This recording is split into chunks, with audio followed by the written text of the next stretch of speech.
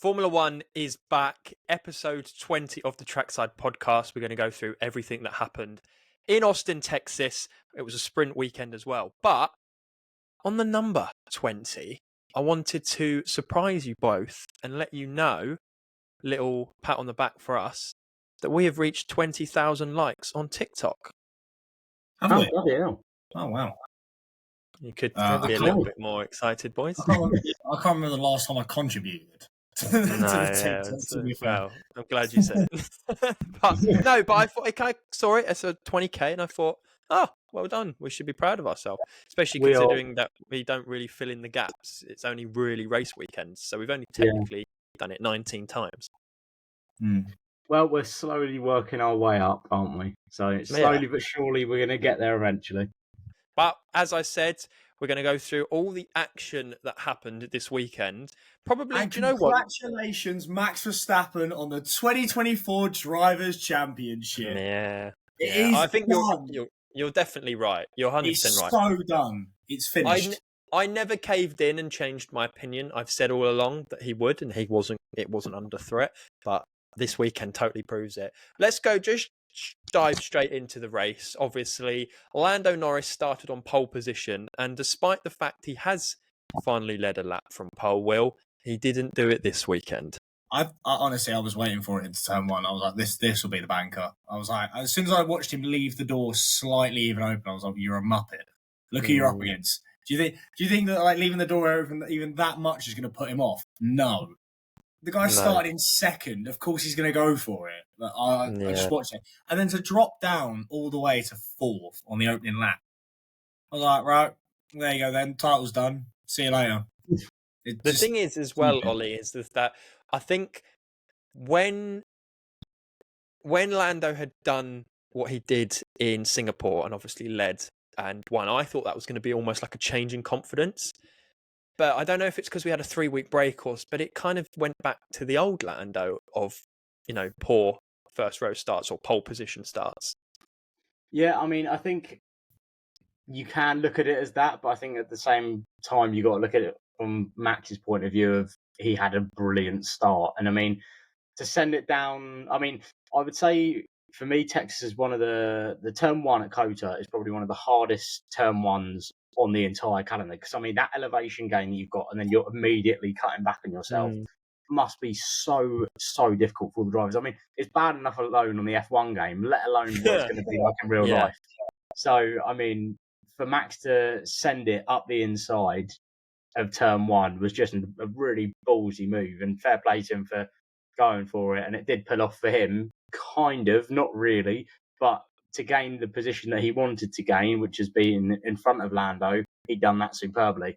Obviously, Max and Lando then did go off the track a little bit and let the Ferraris go through. But I think even though Max didn't win today, obviously, I think he has still won because he finished ahead of Lando. That's all he had to do. That's all he has to do for the remainder of the races. And I think if he started, obviously, taking first place in the sprint, there you go. That's already boosted himself.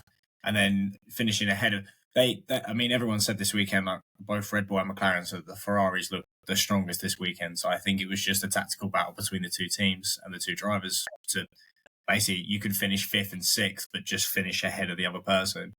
This is the thing, because I find it really interesting. As you've mentioned there, Max Verstappen did win the sprint race this weekend, and Lando Norris could only settle for 3rd, meaning that Verstappen obviously took 8 points and Norris took 6. So already going into the Grand Prix, Verstappen had a net gain of 2 points on Norris. Now, we will definitely get into this in a lot further discussion a little bit after, but Norris did finish the race ahead of Verstappen and was pulled back on a 5-second penalty, meaning that obviously Verstappen takes 15 points, Norris takes 12. So then you've got a 3-point gain, obviously taking it to 5. So I believe it's now up to 57 points. If Lando had finished 3rd, though, he would have come out of this weekend with a 1-point net gain. Is 1 point really, would it have been that big a deal? No. Well, saying that though, a championship can be decided by 1 point. That's the thing, right? That's that It's the fastest lap that we mentioned last time that Danny Rick took. But I don't know. The penalty thing, I can't. There's a lot of. As soon as it happened, I was like, "Oh my god!" F1 Twitter is about to explode, and I was correct. F1 Twitter absolutely went crazy over it, but because they were comparing it to George getting a penalty and Lando getting a penalty, and I want to know what your takes on it. Do you think it's a penalty or not? You say Ollie? Either of you. Well, for me, it comes down simply to consistency. If that's a penalty, then so is the Verstappen and Sainz one earlier on in the race. And as well, don't forget Piastri had one, a very harsh one in the sprint race. It's simply down to consistency. You either allow them to race and it happens and you both go off track, or whatever, or you've penalised absolutely everything across the board. It just really infuriates me. And I don't sit here and go, there's certain bias towards one driver or another. I don't believe that for a second. But when you look at sort of the course of time and how Verstappen does seem to sometimes not get penalised the way that others do, it does frustrate me. And Norris was ahead at the apex. But he wasn't. No, but he was ahead. He was originally ahead, but Verstappen was taking too much speed on the inside. Either way, even if that's not even if you wouldn't think that, and it's up for opinion and it's fine, who knows? Only the drivers know, or the data will suggest it, whatever. It's saying that Norris overtook off the track, but Verstappen's also off the track. They're both off the track. So how have you overtaken someone illegally if you're off the track and the other driver? Because you're both off the track. That's the part that I was going to say. You can't say that it's Norris has overtook off the track, because it's not like he can overtake on the track, because Verstappen's also off of it. You can't overtake a car on track that's off it as well as you. Exactly. And it's just a case of when you look at other evidences across the weekend. Piastri, I thought, was very harshly done in the sprint race. But I will say this: I think it's on Lando as well, because he's too over enthusiastic. He knows that he has the race in line. Max is going to have that into line and have a tighter turn. All he has to do, and hindsight's a wonderful thing, but all he has to do is break that tiny bit earlier that he had been doing all the laps leading, or what he'd been doing all the laps leading up to it was breaking earlier, letting Max go deep and then trying to switch back him. But he was too far back to do it. He got the perfect launch onto it. He was alongside. All he has to do is brake normally rather than trying to outbrake and go around the outside. But he becomes too desperate. He still had another 4 laps to go. I think there was lap 52. Well, that's the issue with me is that, again, do we sort of not blame, but do we have to look at McLaren as well and the pitwall team again, sort of letting a driver down with their decisions and not saying, look, it's too tight to the end of the race, just give it back and keep going at him again? Well, no, because like we both said, if both are off track, then how can we penalise one? Well, but exactly. at the same time, I do think Lando's gone too desperately and gone to go around the outside. No one ever goes around the outside of that corner. No one ever does, because then it comes back on you. The racing line doesn't allow it. And all he has to do is brake a bit earlier, let Max overshoot, because Max is going straight. We know this. Max will not make the apex if he doesn't have to, if he can just park the car. And all he has to do is just come off the gas, brake that bit earlier, switch back him.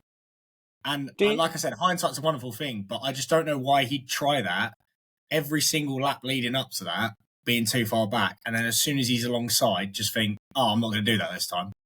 It was working. Why? Do you think, do you think that COTA might make certain track modifications like how Austria have? Because they were getting quite a lot of criticism with that certain part of the track and how maybe it should turn it into gravel so it, drivers obviously don't risk going over it. Do you think that will happen, Ollie? I mean, there's a lot of discussion. I've got a few points I want to get onto in a minute about what was talked about after the race, because there was quite a lot that I picked up on that was mentioned either by Jenson Button or Ted. I mean, I think Danica Patrick was actually the one. I cannot believe she was back this weekend. But I think she was like sacked by Sky. I thought, I thought she was as well. Podcast thing she does. But just to get back on topic, I actually think that she was the one that was saying that the gravel on the outside of that corner should be implemented. So maybe she does have some intelligence to her, but not much. But also maybe a reprofiling of the corner could come into account to try and counteract the fact of drivers going like that. Like, why don't you make it more like a rounded corner like Spain has got at the end of Sector 2? But, I mean, I think gravel on the outside would be beneficial, like you said, in Austria. And I'm pretty sure there was one other circuit where it was occurring a lot and they changed it. I can't remember which one it was for the life of me. But I think having gravel on the outside would help with stopping drivers. Imola does have it, but that wasn't the track I'm thinking of. I really don't know. Might be Austria anyway, but Spa. Yeah. Yes, that was it. Yeah, Spa have included a lot more outside of Turn 1 in Spa. Yeah, I think gravel would help, like stopping that problem. But I've got a few points I want to get on to quickly about that whole situation, and obviously there was a lot of uproar about the rules and regulations of it. Everyone is so confused about why Lando got a penalty and then some other drivers didn't, and Max didn't get a penalty, and why Lando did get a penalty.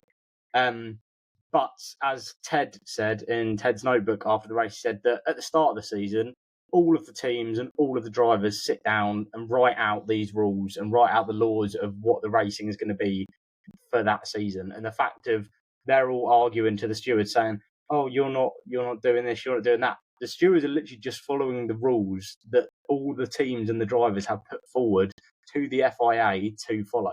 So I can see why it's kind of on the stewards, but then again, it's silly for the teams to be moaning at the stewards if they're implementing the rules that the stewards are following that the teams have proposed. I think though it's how they're implementing them, like how it is the rules that the teams have put out, but then you can't use it for some drivers and then not use it for others. And I think that's what's frustrating people the most, like how there is, just like Ben said, an imbalance of how often these rules are actually put in place. And we've been saying that since 2021. But it's one of those things where it's human error. But if they could somehow implement an automated system that decided, fair enough, you'd never have this conversation again. But it's human. It is decision making. It is basically like one person is going to say one thing, another person is going to say another. You're never gonna agree. There's only a slight chance, and unless, like I said, they somehow think of an automated system to give out penalties and stuff like that and review it, it's never going to change. It's always going to be a human decision making it. And I think this won't be the last time this happens, that we talk about penalties being given. But I think the reason why it was such a big deal was because, one, what happened to Russell, I think, was very unfair.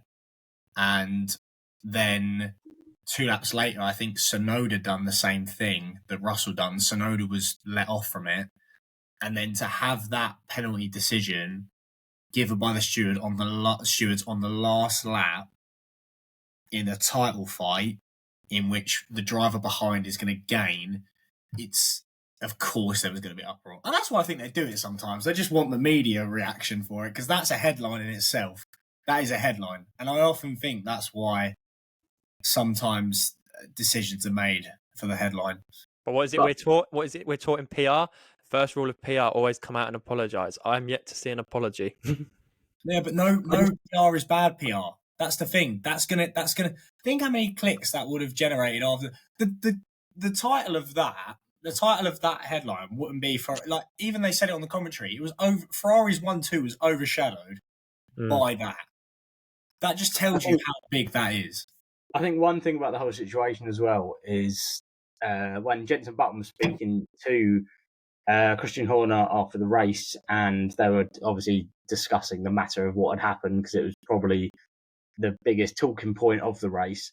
And I think Jenson Button articulated it perfectly by saying Max just knows how to work with the rules.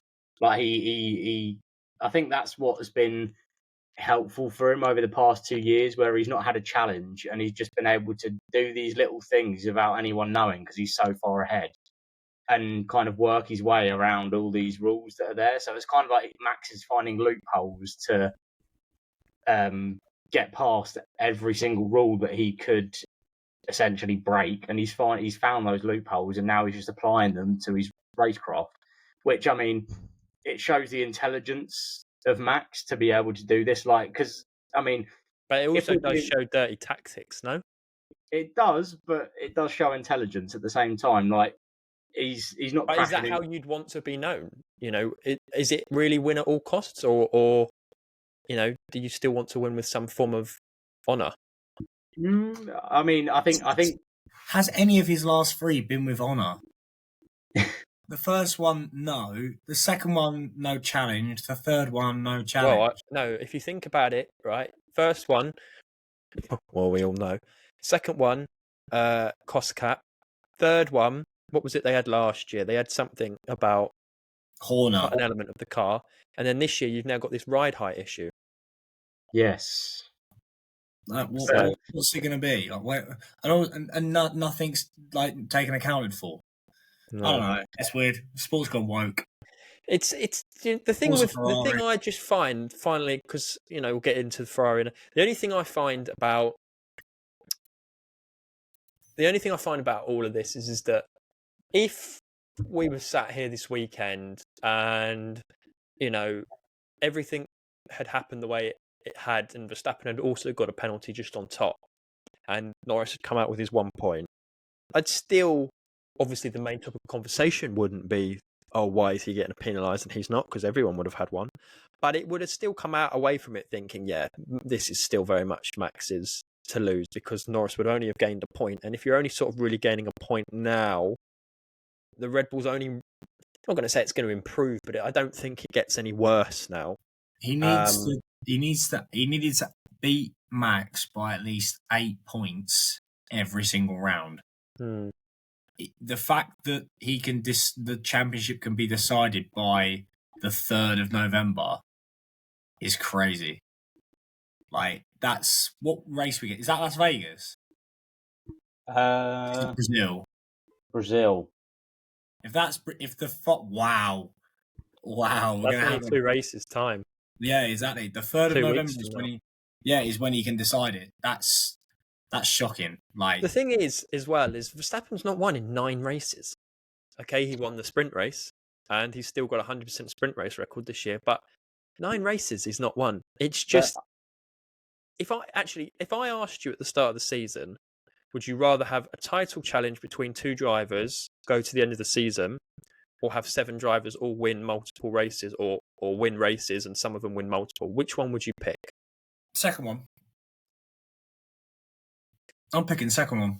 Yeah, no, I think I would actually. See, I'm the same, but I've now got to a point where I'm getting a bit greedy. How greedy, right? I'm getting to a point where, yeah, is 7 not enough? But I'm genuinely getting to the point where it's kind of like these final 5 races. Is it 5 races? Yeah. Yeah. You know, unless we get another new winner, I'm kind of just a bit like deflated that we're not really actually got a championship fight at all. I thought the Grand Prix was very, very boring, personally. I thought the whole Grand Prix weekend was very dull. I won't lie to you. Really? Yeah, I actually fell asleep between lap 42 and 48 because it was I just found the Grand Prix dull. First time this has ever happened to me. I was wanting it to finish so I could put another sport on. You know, I've said it many a times on this podcast where about with F1, like I literally watch it all the way through to Ted's Notebook. Like I watch every interview. I wanted to get the Chiefs 49ers on. I was like, just wait for them to cross the line. No, I'm the other side of it. I thoroughly enjoyed this race weekend. I thought it was brilliant. I mean, it might just be because we haven't had any racing for 3 weeks, but to have a sprint race, which you two know that I absolutely love anyway. I love the sprint weekends. But I think I mean, the sprint race I thought was excellent. I thought both qualifying sessions were fairly dull, but the race I thought was actually pretty interesting. I mean, not only did you have the battle between Max and Lando, you had, I mean, obviously Sky were hyping up the whole old Carlos catching Leclerc, but it did seem like kind of a possibility. It got down to like 4.5 seconds at one point, so it was like, oh, okay, Carlos is actually catching him. Obviously, then it shot back up again. So, I mean, there was the jeopardy there, and then you also had the battle between the midfield. So, I mean, George and Perez were going at it. Lawson was doing brilliantly. Colapinto was doing fantastically yet again. I want to get onto that in a minute. Yeah, we will. But no, I think looking aside from the race winner, obviously we've said a lot over the past 2 years now that when the race winner's won by such a margin that it's kind of quite dull. But even though Leclerc won by, 6 seconds in the end, I did actually find the race quite entertaining from my personal standpoint. I think what it is we are being greedy. We've been treated to so many edgy your seat races that this one just felt a bit dull, and then to come alive in the last 5 laps, I don't know. That's probably what done it, because I was genuinely passing out during the race, and then the last 5 laps happened. I was like, oh. The truth is, we literally have said it. We're being greedy. Take it back to the start of this season when we did this last year. We would absolutely die for this. So I don't want to lose, focus of that. And it's still good to have, Leclerc's now won 3 races this year. That's really good, brilliant for him. So let's move on to Ferrari. Question, little Ben Parker quiz intersection.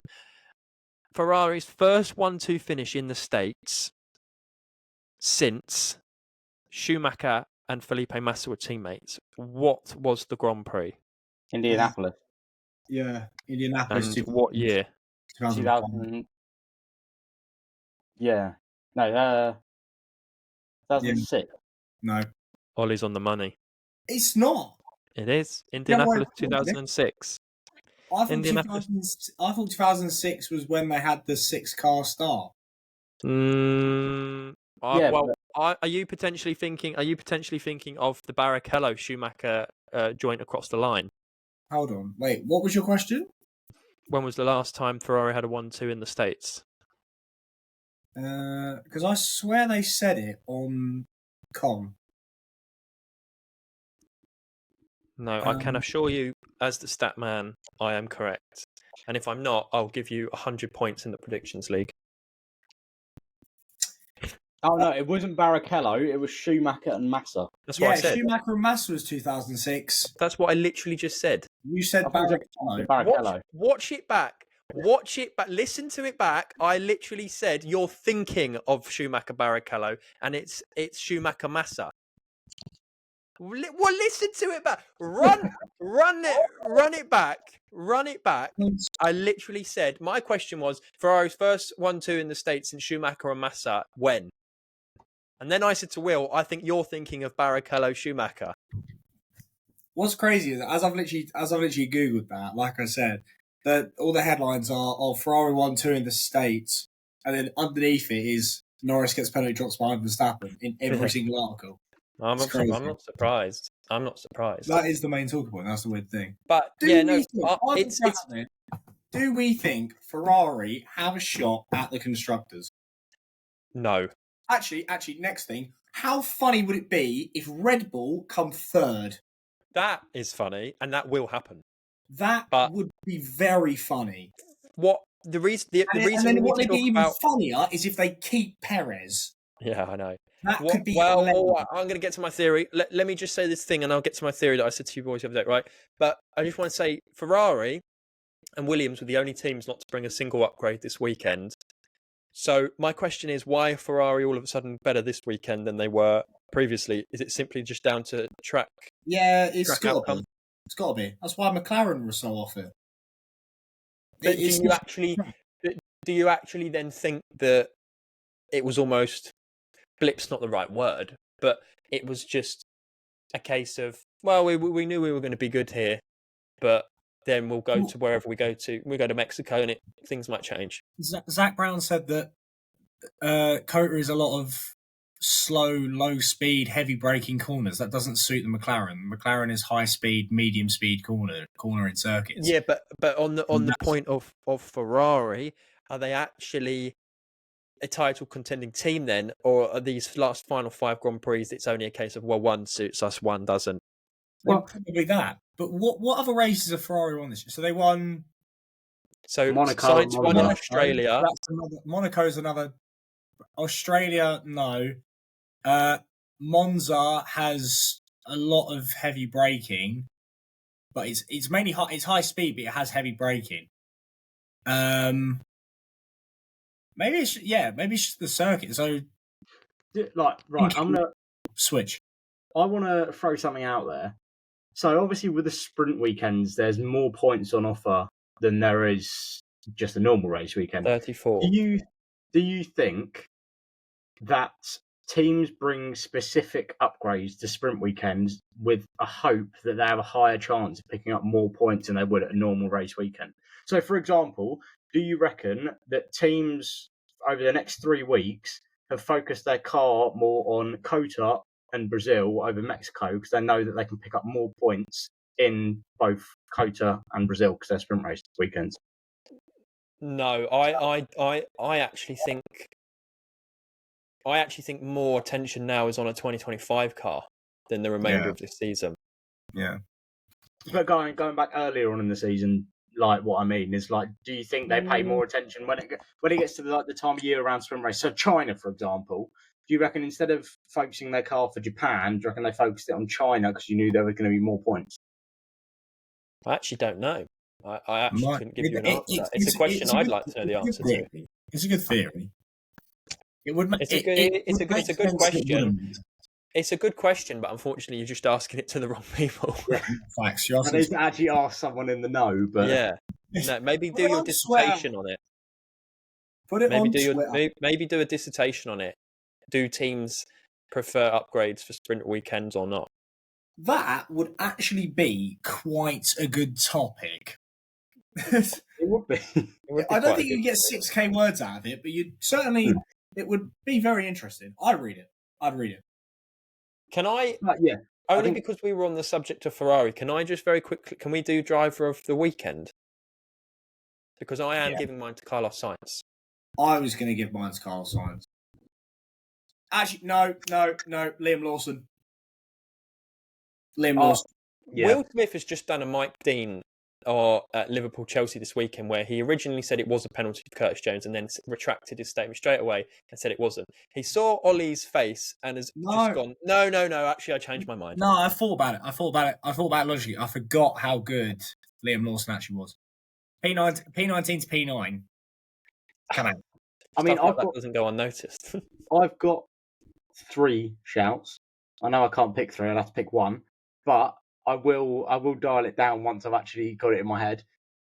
Lawson, obviously, as you said, had a great race weekend. First time back in the car since Qatar last year, I want to say, because did Danny Rick come back for Abu Dhabi? Am I right in saying that? Well, Danny Rick was back for more than one race.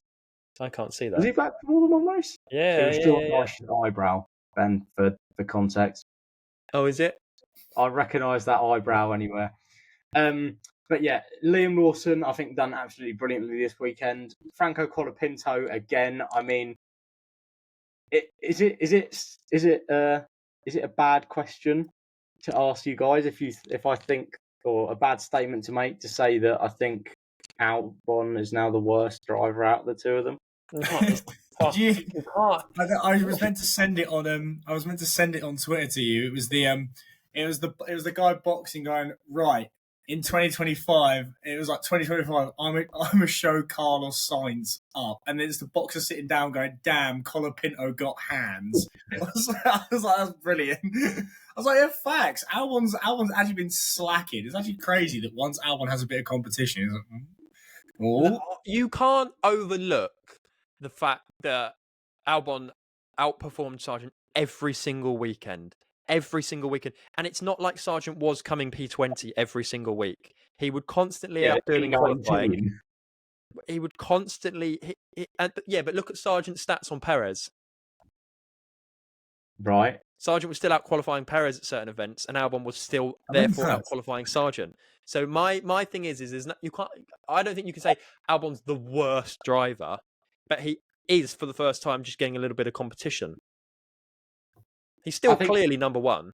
Isn't that a trend that we've seen throughout his career though? As soon that I absolutely love Albon as a driver, but I do think that as soon as he's thrown a bit of competition, I mean, we saw it with Max, and that's a fair point. He had the famous quote on Drive to Survive of "Oh, they raced me too hard," but I mean, obviously, totally flopped under when he was with Max, and as soon as Colapinto's come in, and he's got a bit more competition rather than the likes of. Well, I mean, he had Nick De Vries in Monza last year, and then he had Sargent for the past year and a half. I know he didn't have Nick De Vries because Nick De Vries replaced Albon, so scrap that. But he's had Sargent for the past year and a half, and he's not been. I mean, he didn't have a challenge against Sargent, and as soon as Colapinto comes in, shows a bit of fight and a bit of grit against Albon, and Albon's all of a sudden the one that's dropping out the points. Okay, Albon out-qualified Colapinto in qualifying, but I think Colapinto, honestly, if Colapinto doesn't get that Sauber seat next year, I might actually cry. The biggest question is, what are Sauber doing? Like, what is Guan Yu Zhou doing? Like, why are you here, geez? Can I just tell you something that I find really funny? Valtteri Bottas is now 23rd in the championship. I saw that earlier. 23rd out of 20. But I just want to, for my other candidate of driver of the day, and that's a great segue, Ben, actually. So the driver that replaced him at Mercedes, I think, had a brilliant race weekend. George Russell. Yeah. I mean, not a brilliant race weekend, but a brilliant race. To come from the pit lane to finish P7. But is that really driver of the weekend? I mean, it was the performance of the weekend, I would say. You reckon? So, yeah, I think so. I don't know if that would be considered performance of the weekend. But no, I think for driver of the weekend, I would give it to Liam Lawson, same as well. I think for his first race weekend back in an F1 car since back end of last season, to perform as well as he did and get points, I think you got to go fair play to him. Do you think, though, that Carlos Sainz this weekend just woke up and thought, in the off-break, he's gone, I've got 6 races left of potentially, being in a quick car. I'm just going to send it. I've got nothing to lose. I've got my contract. Let's just go for it. Because that sprint race, he was on it off the start. No, he done really well all weekend. I mean, he kind of plateaued during the midpoint of the season, but the start of the season and hopefully these last 6 race weekends, he can really show what he's worth. Because I think he can win in Vegas. Oh, that'd be a good. Oh, I'd like that. I can't wait for Vegas. Yeah, Vegas will be good. I can't wait either. I can finally play my double pointer in the predictions league. Yeah, because we've only got 2 left now, haven't we, for you two to play? Yeah, we've only got Mexico. You can't play it on a sprint weekend. You can't play on a sprint weekend or Abu Dhabi. I wanted to play it at Brazil. No, so you can why can't play only at Abu Dhabi? Because it's the last race weekend. You can't do that. Yeah, that could be so much fun. This isn't the 2015 season or whatever where Bernie brought in double points at the end. It could be so open, literally. That could make or break it. No, it's only Mexico and Vegas left to the only options. You could still. I don't think we said that you can't have the same as someone else. I don't think so. You could also have Vegas. I think. We said. What about if I only do it so it's the race? It's the actual race in Brazil. So only the qualifying in the race? Yeah. So it's I only double points it. So even though it's a sprint weekend, I only apply double points to the quali and the race in Brazil. No one ever said I couldn't. We might have to go to a trackside jury panel for this. I think no one said I couldn't do that. So the jury panel being me. Yeah. Ben's saying no. I'm saying yeah. Because technically, that's not me gaining an advantage. Before you come to a decision, Ollie, actually think that through if that would be fair. I mean, to me, it does seem fair, to be honest. But is it though? Because you have to think, right? Just think. In the sprint race, you're already getting an idea of what the cars are performing like around the track to make a better opinion. So do the same thing as me then. Nothing's stopping you from doing the same. I don't want to. I would like use it at the same time. I would like to stick with my thing of Vegas. Just think, Ollie. Don't be irrational. Take some time. Think on this decision. Ollie, don't be boring. You have made a very good point. Ollie, Ben. no one's friends with the boring kids. No one's friends with the boring kids. Be exciting. And also, don't fall to peer pressure. And also, don't fall to peer pressure. No, I'm not peer pressure. Ollie, I would never peer pressure you, Ollie. I would never do that. But think how much fun it would be. Think how interesting it could make it. You know what they say about penalties. Once you've made your decision, don't change where you go.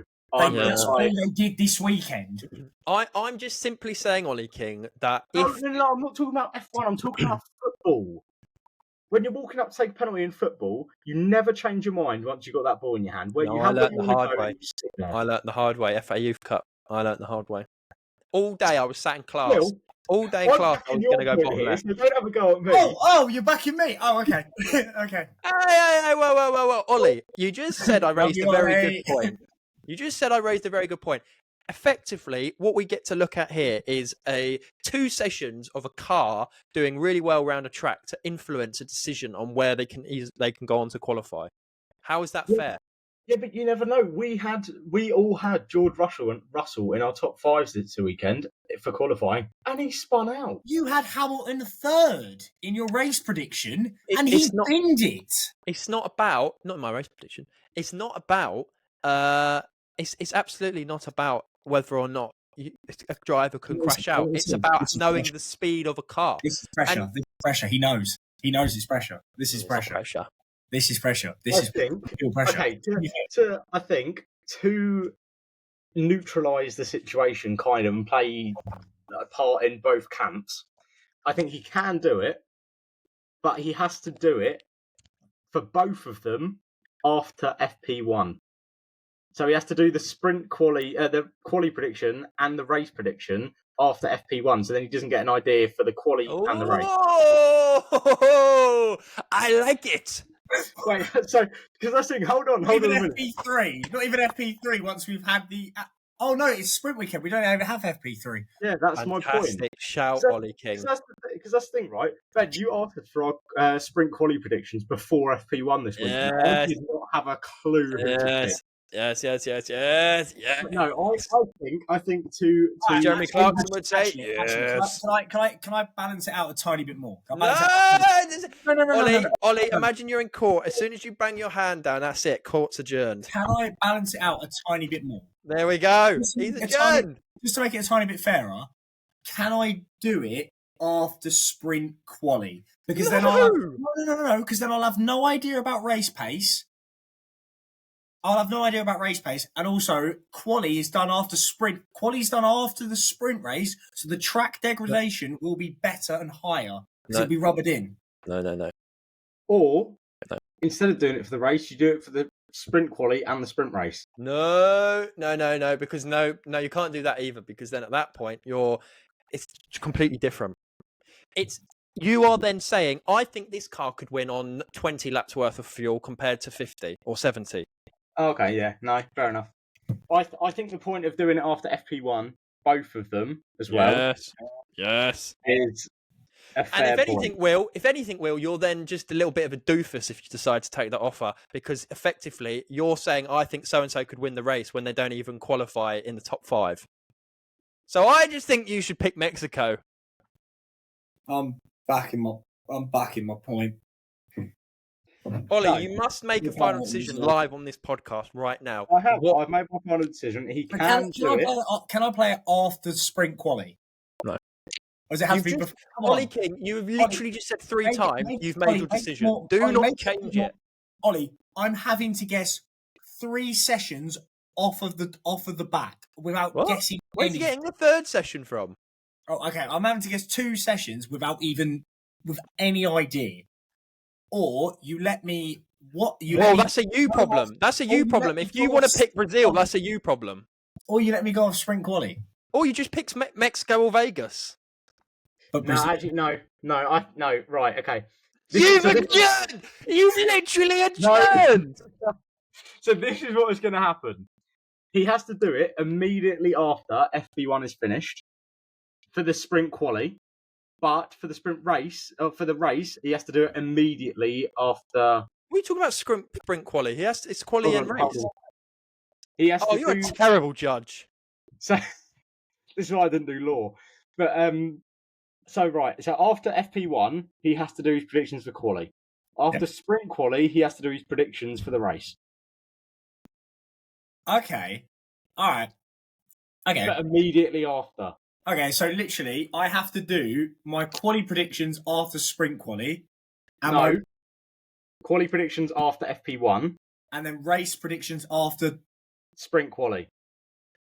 So effectively, when I'm asking for predictions, I need to get Will's sprint quali predictions and quali predictions at the same time. And then after the sprint quali, I need to get his qualifying predictions and race predictions.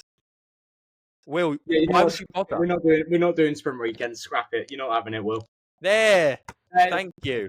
Final note. There we go. We're not having it. It's just you two lack the IQ to keep up with it. It's not that difficult. Look, court has been adjourned. So, Mr. William Smith, you have the option of either picking Mexico this week to play your double pointer, or you can play it in Vegas. Sometimes the system don't want you to win, but it's fine. It's fine. Do you feel like Lando Norris right now? The system doesn't want me to win. It's fine. I'll escape the matrix. It's fine. Well, do you know one thing that's really annoying, right? I think, yeah, probably. Five. Going on to predictions is the fact of I literally woke up on Sunday morning with a gut feeling of I think Ferrari could get a 1-2 today, and I didn't put it. That's like the third or fourth time. He said, Will, how many times on record has this guy said, I thought this, but I didn't go with my gut? And we say, I knew George Russell would win Spa and then he'd get disqualified, but I just didn't write it down. This is so true. This is what he does. Right, on the subject of predictions, let me get my phone. We might as well go straight into it. Didn't realise it took this long to get his phone. Poor that he doesn't have his phone next to him. Turns out I was sat on it. Just halfway. Just left it in the kitchen. We are into predictions. Little jingle, please.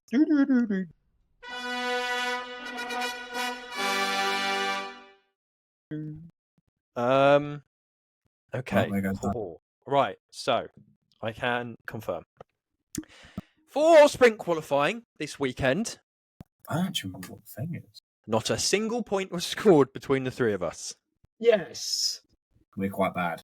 We are so good. We are so bad. So we move on to the sprint race. Mr. Ollie King, you picked up 1 point for predicting Verstappen to win. Yes, get it. Mr. Benjamin Parker, I picked up 2 points in the sprint race for Verstappen coming first and Lando Norris coming third.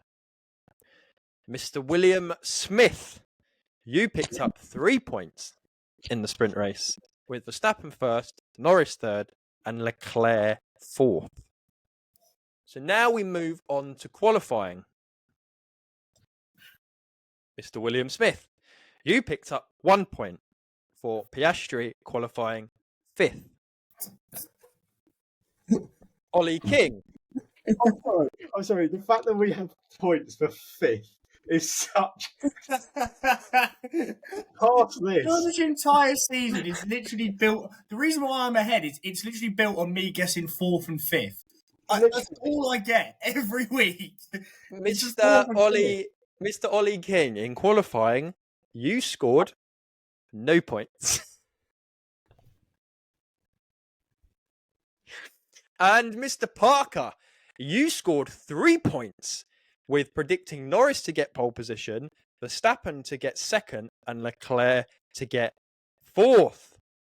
Oh, it's getting tasty, baby.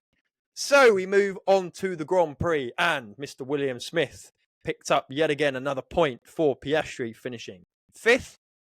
Ollie scored 2 points. It's the banker. Ollie scored 2 points with Sainz coming second and Piastri coming fifth. And I also scored 2 points, predicting Sainz to come second and Verstappen to come third. So, this Hold on. weekend... So does that mean that for once I didn't get the lowest amount of points in a session? No. Oh, in a session. No. I mean In a the session. You probably... No, for the weekend, yes. Oh yeah, obviously we know that by now. This sprint weekend, The Astro back. Ollie King, you scored a grand total of 3 points. Mr. William Smith, you scored a grand total of 5 points. And Mr. Parker, I scored a result of 7 points. So, Jesus. the league table in third place with 53 points is Ollie King. And in joint first with both on 71 points is Ben and Will. Oh, so much fun. It is so tight. This is so close. And over the course of the weekend, as I was adding them up, I was getting really annoyed that he just gets these little ones just here and there. And I was like, mate, what? I'm putting Piastri every race. It is all square. I'm putting Piastri fifth. Right. Now, just very quickly, Ollie, as we are getting to the end, a decision needs to be made on what is happening. Is it just going to be there's a forfeit for a loser, or is there a prize for a winner? We can't get to Abu Dhabi and make a decision. It's not fair by that point. We need to, if we're making rules up now about when you can or cannot place your double pointer, we need to come up with what is happening for this prediction league. We have not sat through and done this for there to be no outcome. I think that's the thing. I think it's quite hard to determine without picking an individual person. It's not a case of if they lose or if they win. No. Is there a forfeit or is there a prize? He's 18 points behind. Right, yeah, no. I get that. But at the same time, my forfeit now is pretty much redundant because the person that I wanted out of the sport is out of the sport. So surely it makes more sense to celebrate the winner for being incredible at guessing P5 for Piastri every week, rather than demoralising someone for not being good. We need to come up with a solution on this podcast now. Is there going to be a forfeit for the loser? We won't do both. It's either a forfeit for the loser or a prize for the winner. If there's a prize, what's the prize? If there's a forfeit, what's the forfeit? Let's just decide it here and now. So it's fair. It's all agreed on. It can't change. I think prize for winner. I think prize, but we don't actually discuss it until. So, for example, once. Oh no! Right. So I think we do the same as last year. So we do the whole season, and then we do a bonus episode at the end. And that's where, Ben, you announce. Actually, no, because then it wouldn't work. Yes, it would. Forgive me. Right. So that's where we announce. So the last episode will be where we announce who the winner is. Because, for example, realistically, if you think about it, if we stay at the exact same points that we are now, exact same gap to the end of the season, it's still not mathematically impossible for me to lose it until the very last race weekend. This is why you should let me have double points in Abu Dhabi. But so I think we should have it announced on the final episode in Abu Dhabi. And then we have a week until we do the next episode, which will be like a bonus episode with Ben, your quiz again, because that was actually quite fun last year. I really enjoyed that. We can do the quiz again. And then, so the two people that come second and third, then for that week have to discuss what the prize for the winner is. And then they... See, what I interject here, Ollie King, is I don't feel second place should have anything to be doing with third place. Third place is a blatant loser. Second place was in the middle, came second. I had to hold my hands up at go-karting and admit to coming last. I didn't come third, I came last. So second shouldn't have to be third. Second and third shouldn't be in the same conversation. It's either the winner gets a prize and the forfeit, I'm only thinking hypothetically here, has to pay for it or has to buy it or has to present it or something along those lines. Second place just comes second. You just came second. But what I'm speaking about is, so you think last place should buy the prize for first place? Yes.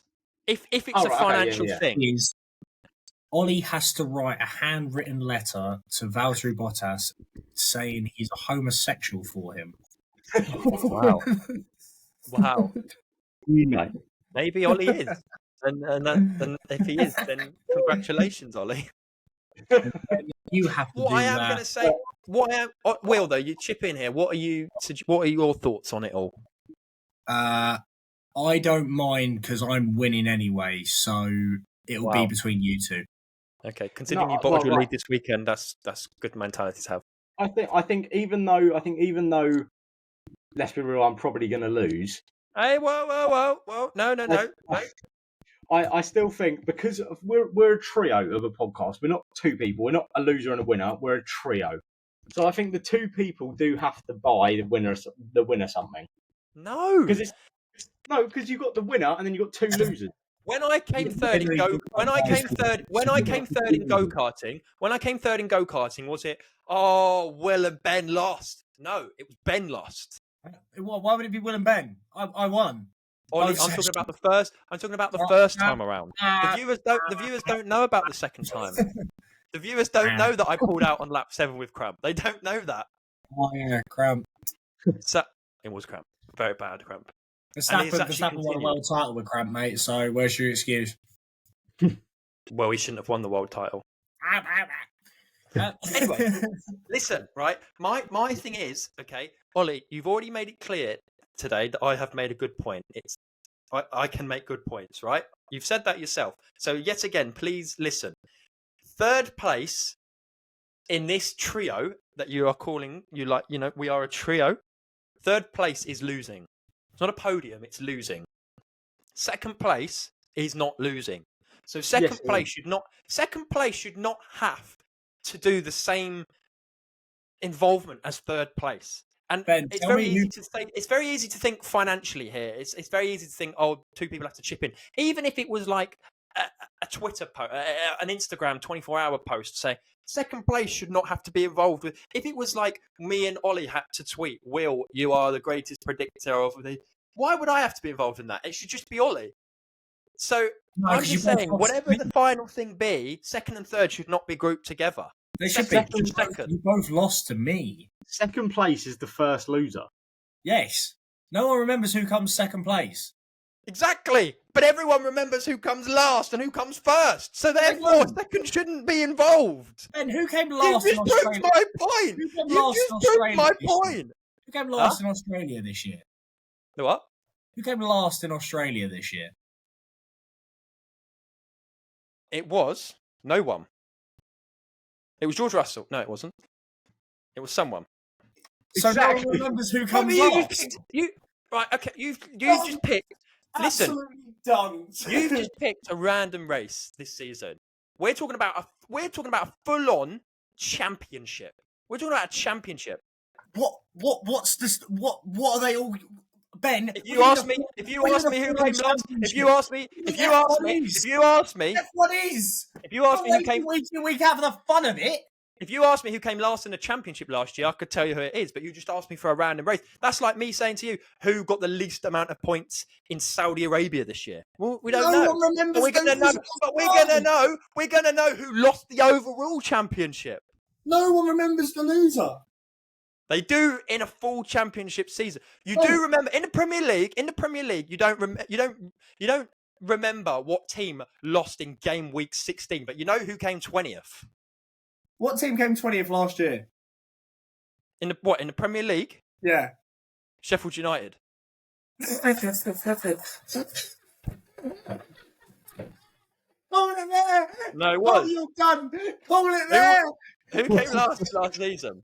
It was Sheffield United. Was it Burnley? Was it Burnley? It wasn't Burnley. It was Sheffield United. Hold it there, Ben. Ben, no. You've done yourself, mate. You've done yourself. It was not Burnley. Was it Burnley?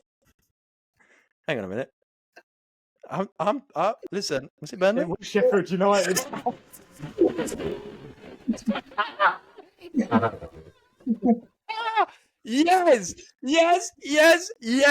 Yes. Hold. I want this clipped and put on every platform under the sun known to man. Absolutely hold that gigantic L. L for Lilium. L for Limif. That is what we're going with. Still, no one remembers who came last. I have come on this podcast today. I've made some unbelievable points. I'm leaving with 2 sets of massive cojones. I'm learning a Latin for Colapinto because he's my favourite driver. Well, at the end of the day, I cannot wait to win. And you two have listen, I hang think on a minute. Really, like as I said, it's not going to be mathematically impossible. Actually, hold on. For me not to win it. Actually, no, Will. Sorry. Will, we're doing what you did to me last year. You're on a timeout, mate. You can't come back from that. No, you're on a timeout. You put it to a panel earlier. Ollie, we'll put it to a panel now. So, Ollie, you're saying that Ollie's second and third should be grouped together. Yes. No. Then you're saying they shouldn't. So I have to decide. This man does not get a say after what he's just done. He's just embarrassed himself in front of 5 listeners. Let's think. I've got the deciding vote. I'm putting this on all my socials, by the way. What? I'm putting this man's shame and embarrassment to wait all 300 of my followers. And I can't wait to watch this on your alphabet challenge. Yeah, exactly. I'm going to put it under L. Well, we're picking Olympics as a sport. Listen, Olympics and sport go together. Olympics and sport. Olympics and sport go together like that. Listen, if you could have named me another sport beginning with O, it took me forever to try and find one. And I thought, let's just go. Look, that's great. The Olympics is an event, mate. Yeah, but you've got Olympic versions of sport. There's like Olympic weightlifting. Why didn't you say that? Because I'm picking weightlifting for W. So yeah, but listen, listen. It's what is it? Will said earlier on. Any publicity is good publicity. It roped in the comment section of just William Smith saying Olympics is not a sport, mate. So all publicity is good publicity. Everything coming out of your boy's mouth today just contradicting yourself. I'm so clear, it's unbelievable. Yeah, that's why I get. I'm just a gigantic dump. Well, right. So, listen, Ollie, please, just think sensibly now.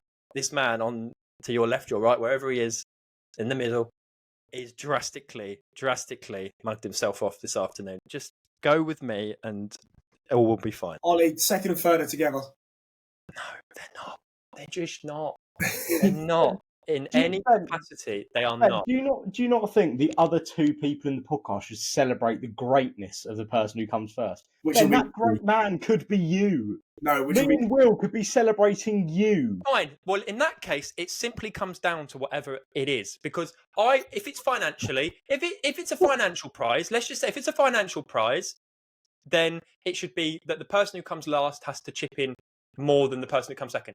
But if it's a social media thing, second shouldn't have to say the same thing as third, because third. Imagine if the person who comes second misses out by 1 point, and the person who comes third missed out by 35. You're not on the same level. I can't wait for Ollie to tweet. I really wish Daniel Ricciardo was back in the sport. I'll do anything for my Pookie. I cannot wait. Honestly, right. Honestly, obviously, I've said I'm not mathematically out of it until the last. Not, Ollie. You're very not. Imagine it stays. When he actually is. Can we work that out? No, it's the final race of the season. It would be the final race because on sprint weekends you can still make 40 points. Because it is the final race of the season. Because think about it, if the gap stays the exact same until Abu Dhabi, if I get 10 in qualifying, then I'm only 7 behind you 2. Now, shout out me and Will, because we're actually making this fun. Shut up. Hang on a minute. We're actually making this fun. If one of us was just like a cut above the rest, then we probably wouldn't even bother with it. Mate, where's your Piastri 5th? Where's that? Where's your Sainz second starting 5th on the grid? That's boring. All you do every week is you just. Where's your Verstappen third? Where's your Verstappen third after winning the sprint? You just bash Norris and Verstappen week in, week out, honestly. I'll have you know, I literally still try and get Hamilton in my top 5 every week when it's not going to happen. Yeah, but where's your? Oh, I had a gut feeling the next day. Ollie, no, you don't. No, you If don't. you went by your supposed gut, you'd be on 71 points right now. I know. Oh, I've just got a gut So feeling. maybe you need to start trusting your so-called gut. Oh, I've just got this gut feeling. Right, Ollie, fine. But going back to the original point, what is going to be? So we've decided here and there's no forfeit for the loser. Apparently, that's what's been decided. Court has been adjourned on that, right? Trackside. So we've decided that there's a prize of some sort or something for the winner, but we haven't come to a thing of what that is yet. No, not yet. And when do we? Because it shouldn't get to Abu Dhabi, we find the winner, and then all of a sudden it's like, oh, this is your prize. Then we need to know what we're fighting for. Week before. Yeah, I think week before. I like it. Just makes it interesting. Okay, but throw me some suggestions of what you like the idea of. So we're at least on a brain wavelength. You can't just suggest something random that we've not thought of. I ain't got a clue. I do not know. Find out. I'll have to look at certain options because I have. Second and third should not be grouped. I'm sorry, they should not. They should not. We fully have waffled this last argument for the last 12 minutes. I still haven't even got onto my theory that Ricardo's coming back. Oh, yeah, call it quits. No, listen. I'm telling you now, Perez is out after Mexico, and they're bringing Danny Rick for a final hiatus. To be fair, there was rumours that Liberty Media, obviously the people who run F1, basically said to Red Bull, "You can't sack him during the summer break because we need PR for Mexico." There you go. There you go. It won't happen, but I can see your theory. Listen. What are we doing? Listen. I'm telling you now, it's a possibility. As Dua Lipa would say, possibilities.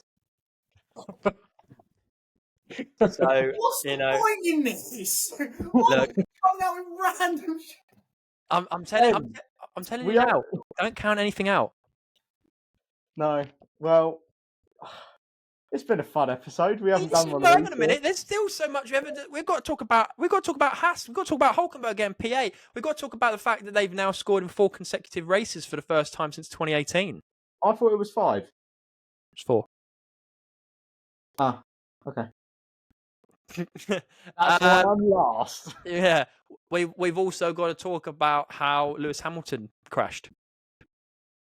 We've got to talk about what brain Ben is using right now.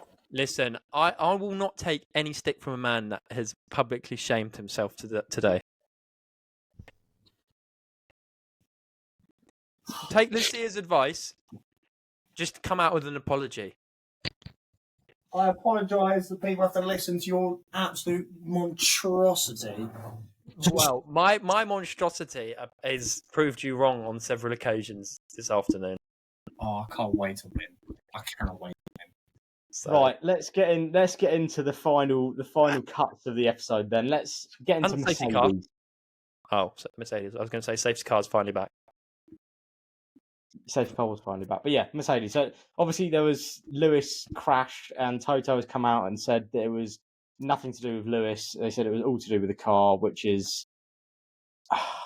But then he said Russell's one was driver error. Did you pick up on that? He said Russell's was driver error, but Hamilton's was car error. It's very interesting, that. Very interesting. Well, there's apparently, obviously, they said in, I can't remember which show it was, because but there were talks when they were in the pit lane that an anonymous source had sent emails round the paddock saying that Lewis Hamilton is not being favoured by Mercedes anymore. When did that happen? I don't know. I never picked up on that this weekend. I saw a video on TikTok. Well, it can't be true, because if it was true, he would have won the race. The emails scandal would be back. No, it was something. They were saying that Mercedes weren't favouring Lewis. So they were saying that basically they weren't giving him anything. Let me see if I saved it.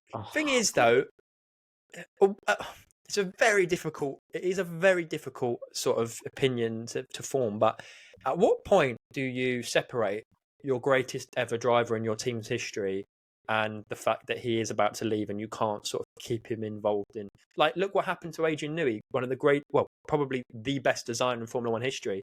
Red Bull as soon as he said I'm leaving, Red Bull kicked him out straight away of all the team meetings. You know, it's quite easy, a difficult one. You can't fully expect them to be one. Okay, well, your counter argument could be, well, he's contracted there until the 31st December. So, fair enough. But you can't fully expect him to be allow him to be as involved, knowing that he's joining a rival team. Yeah. No, I don't. Difficult one. Yeah, no, it's a bit of a weird situation. It's kind of like when there's, like in football, when there's a pre-arranged transfer agreement that's happened in like February for the summer transfer window. It's like, because tactically you don't get told to go and train with the 21s. You still play up until the final game of the season. Yeah, true. Well, unless you're Chelsea. Yeah, it's true. It's very true. But yeah, and then obviously Haas done fantastically this weekend, it must be said. Nico Hülkenberg in the points. I mean, Kevin Magnussen could have had the opportunity to do so, but didn't he have to come in late on for a puncture? Well, he finished 11th. He finished 8 seconds off of Colapinto.